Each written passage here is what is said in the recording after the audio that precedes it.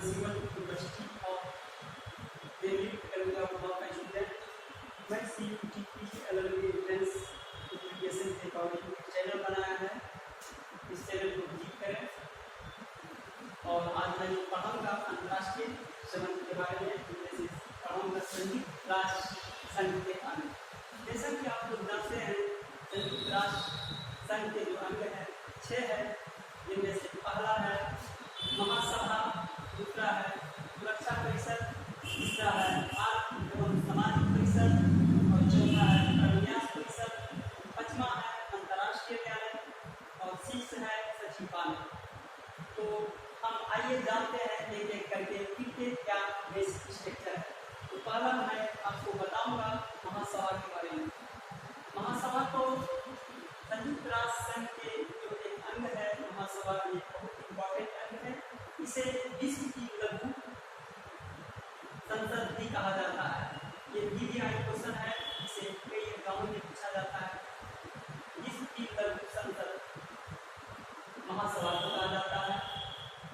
इनके जो इम्पोर्टेंट मोटो है उनमें से एक है शांति सुरक्षा को कायम बनाए रखने के लिए हमारे महासभा कानून रहता है। और इसमें 2/3 बहुमत इकाई से नए सदस्य राष्ट्र को चुना जाता है और इसमें एक अध्यक्ष होते हैं, 21 उपाध्यक्ष होते हैं और 7 महासभा होते हैं। जैसा कि आप लोग जानते होंगे कई क्वेश्चन कई एग्जाम कॉम्पिटिशन में संयुक्त राष्ट्र संघ के महासभा के अध्यक्ष कौन है, तो आप लोग रिसेंट में जो है उसे जरूर याद करके जाइए, आपको 1 नंबर जरूर मिल जाएगा। और अब नेक्स्ट बात करते हैं, आइए सुरक्षा परिषद के बारे में। सुरक्षा परिषद सिक्योरिटी काउंसिल के बारे में आज बताऊंगा मैं आपको। इनका एक मुख्य अंग है संयुक्त राष्ट्र संघ का जो सुरक्षा परिषद है, बहुत ही एक इम्पोर्टेंट टूल्स है। इसका मुख्य अंग है और इसका काम है कार्यपालिका व्यवस्था को कायम रखना, अंतर्राष्ट्रीय व शांति सुरक्षा को कायम रखना। और इसी सुरक्षा परिषद को दुनिया का पुलिस मैन भी कहा जाता है। क्वेश्चन 5 मिनट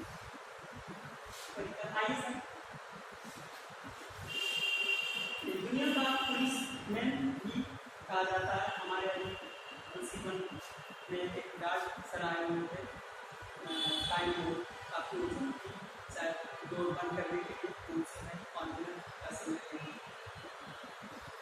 माफ करना, मैं जो है वो शॉर्ट में प्लस पर वाइस दे पा रहा हूँ।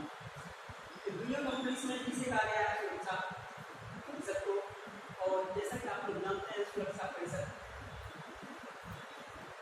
परिषद में 5 अस्थायी सदस्य, जिनमें एक है रूस, चीन, फ्रांस, यूएसए, ब्रिटेन। और इनमें से जो 5 अस्थायी सदस्य है, इनमें से आगे जब मैं आपको अभिन्यास परिषद पढ़ाऊंगा तो बताऊंगा कि किसे न्याय का भार सौंपा गया है, किसे न्याय का भार नहीं सौंपा गया है। तो वक्त ज़्यादा न करते हुए मैं आता हूँ सुरक्षा परिषद के इसमें 10 अस्थायी सदस्य हैं, आप जरूर याद करें, और 5 अस्थायी राष्ट्र है। इनमें से यूएस ने पहली बार वीटो 1971 में रोडेशिया के प्रश्न पर लगाया था। वीटो एक ऐसा मंच है जहाँ 5 अस्थायी सदस्य है और 2 अस्थायी सदस्य है। इनमें से यदि 14 एक पक्ष में हो गया, यानी कि 10 जो अस्थायी कंट्री है उनका कोई वोट नहीं रहता, और 5 में 5 का एक मत हो तभी जो है कोई भी प्रपोजल पास होता है। और इसी तरह प्रपोजल ना पास हो, इसके क्रम में हमारा चीन का चाइना ने उसको 72 में बांग्लादेश जब 20 संख्या में प्रवेश कर रहा था तो उस समय वीटो लगाया था, और सर्वाधिक बार सबसे ज़्यादा वीटो रूस ने लगाया है। तो ये सुरक्षा परिषद का बेसिक स्ट्रक्चर है, आप लोग जरूर पढ़ें। और मैं समय बहुत कम है मेरे पास, इसलिए मैं आर्थिक और सामाजिक सुरक्षा परिषद के बारे में पढ़ाना चाहूँगा। इसमें सदस्य देशों की संख्या 54 है। वर्तमान में कितना है आप पता पता करें और हमें कमेंट करें। और इसमें से अस्थायी, यह एक अस्थायी संस्था है। अस्थायी संस्था ऐसी संस्था होती है जिसे हटाया नहीं जाता है, बस उसके ऊपर वन प्रतिनिधि ग्रुप होते हैं। हर एक वर्ष में 2 बार इसकी बैठक होती है और यह 3 इम्पोर्टेंट चीज है, आर्थिक एवं रोजगार आयोग, जनसंख्या एवं यातायात और संयुक्त राष्ट्र बाल संगठन। ये जो आर्थिक और सामाजिक परिषद है, ये 3 इम्पोर्टेंट है। जैसे कि आप लोग जानते हैं कि भारत में छोटे बच्चे उसे बोको हराम जैसी संस्था बच्चों को किडनैप कर पूरे देश में पेश किया जाता है। तो ये संयुक्त राष्ट्र संघ के अंग को समझना आपके लिए बेहद फायदेमंद है। तो इसके बाद चौथा में आते हैं प्रन्यास परिषद। ये बहुत ही संयुक्त राष्ट्र संघ का इम्पोर्टेंट रूप है। संयुक्त राष्ट्र संघ में इम्पोर्टेंट में बात करेंगे आज हम न्याय का भार किसे सौंपा गया है। तो न्याय का भार जो सौंपा गया है वो अमेरिका और ब्रिटेन। मेरे बात को ध्यान से सुनिएगा। न्याय का भार सौंपा गया है अमेरिका और ब्रिटेन को, और जिसे न्याय का भार नहीं सौंपा गया है जैसे रूस, चीन और फ्रांस।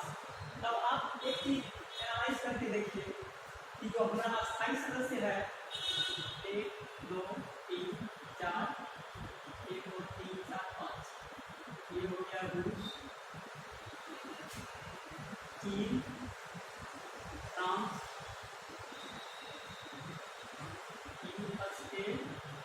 और ब्रिटेन।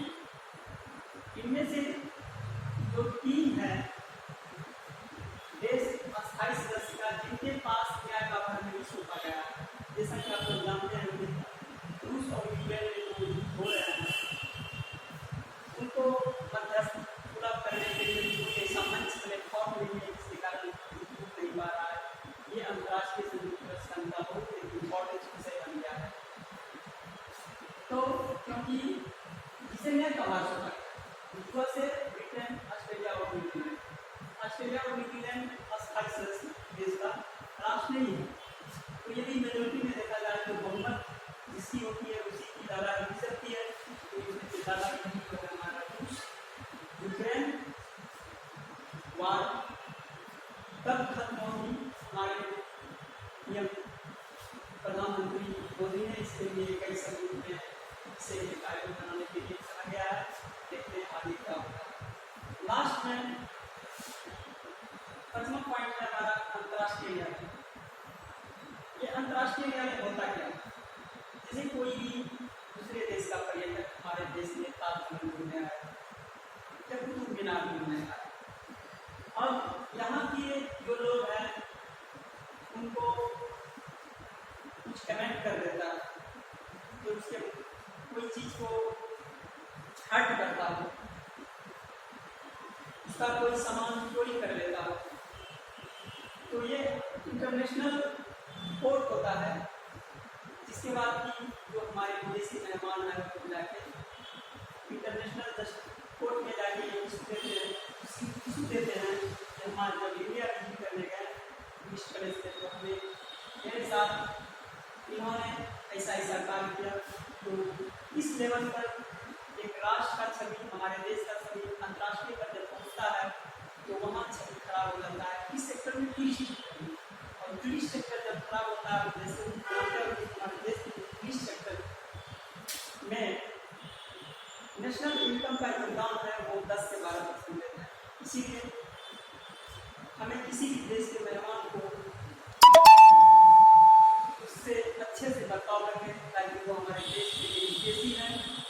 इसीलिए ये अंतर्राष्ट्रीय न्यायालय के लिए बने हैं और सेफ्टी के लिए बने हैं ताकि उसके कोई तरह का व्यवधान न हो, कोई प्रॉब्लम नहीं हो।